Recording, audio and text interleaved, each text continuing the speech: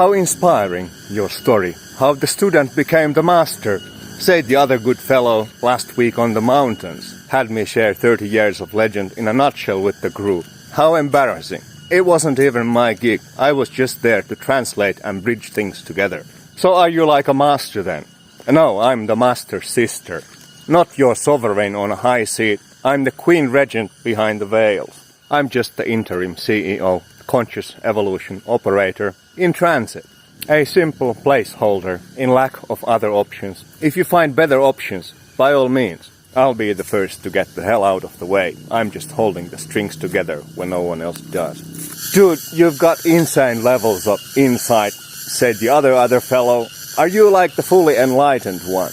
Well, in fact, I'm the halfly enlightened one. That's my branding. Even my old process journal from 2008 in the Nepal days, I called it Half-satori. Like, what the hell does that even mean? So that's consistent branding there for you, alright? So the basic story is, whatever it is that I have here or I don't, that's just half of the story.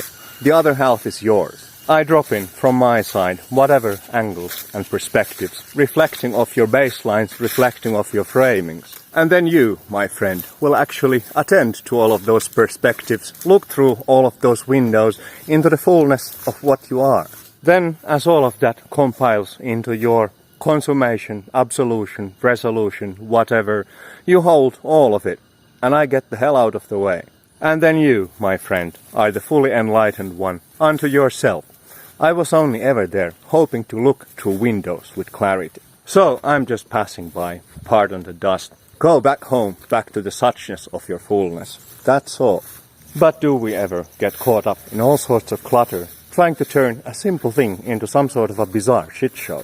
And so I often end up cleaning those shits up, helping with the cleanup anyways. And that really is what it all comes down to at the end of the day for reals. There's ever the question, what are you like actually? Actually as in this concrete reality, beyond all of your lofty witness planes, nobody home on the backyard and whatever. In the actual sum total of all of this formative substance, all the accumulations that we carry. I'm the last sweeper at the end of the final road. The crew came and built the house and went back home to their families, and I'm left there cleaning up the tools. The shamans and yogis came and saw and ascended, all went home with their merry little enlightenments, and I'm wrapping the scraps back together. You've all had your good times, found your fulfillments in whatever merry carnival of existence. The rest of the universe is still left in a mess. Terminal for the Omega Highway. The last sweeper at the end of the road. Then do I know shit? Well, exactly, I do know all that shit. And I know the origins of all that shit. It's all flowing back there to the end of the line.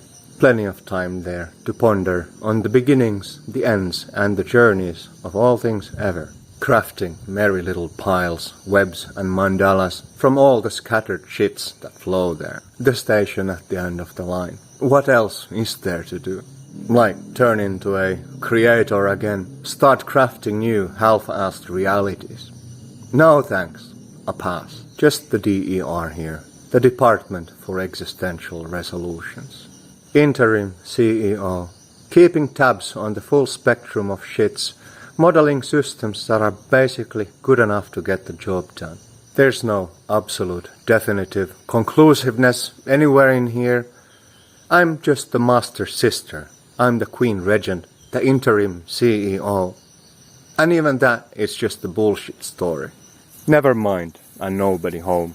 This is station 7 3/4, Omega platform. Perhaps the Matrix subway station, the Bardo tunnel tips and tails. Absolutely liminal.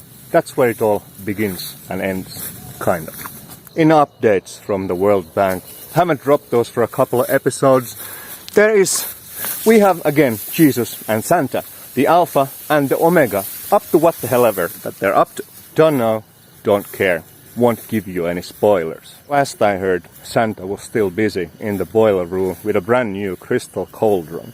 Jesus had a meeting with Yahweh. Again, debating options between nukes and harps, between mushroom clouds and cloudy mushrooms, sorting out the haze of the heavens. So that's all a bunch of wonky woo there. Once again, this is the koan's arc. We tell you lofty tales.